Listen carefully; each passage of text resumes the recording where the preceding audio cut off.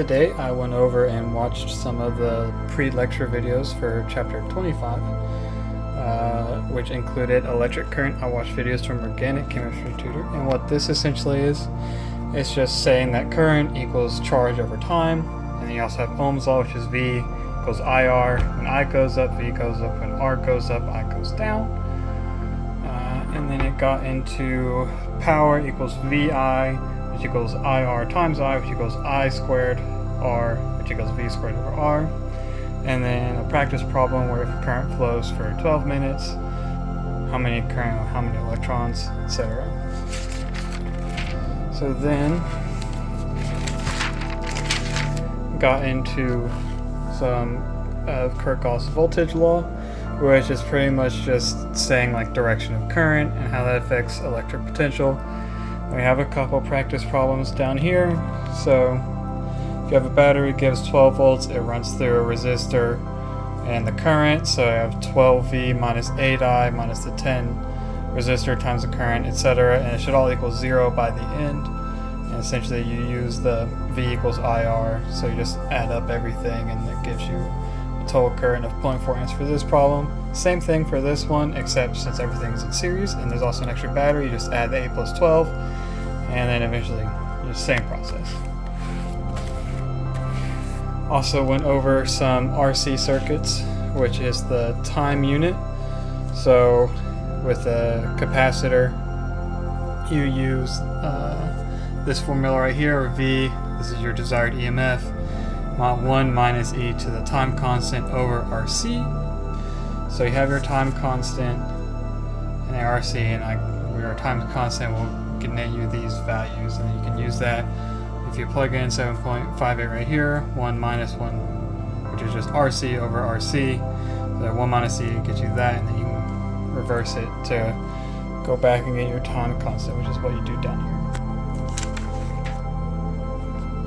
here. Then I worked through some of our homework. So there's a current density problem, which is just J equals I over the cross-sectional area. So current over cross-sectional area gets your current density. So you find current, and then you apply it, and then you can find the time through just finding how many electrons and etc.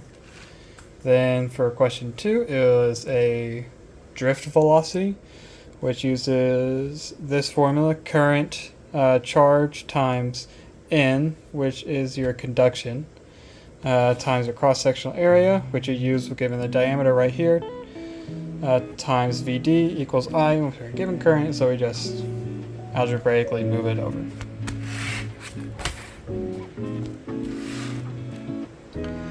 Next, forgot to write down this problem, but it's just simple. What is voltage if resistance is that and current is that? So just V equals IR, plug in your values. It's easier. So for question 4, it gave us our current and our time, and we had to find, for our first part, we had to find Q. So I is Q over time.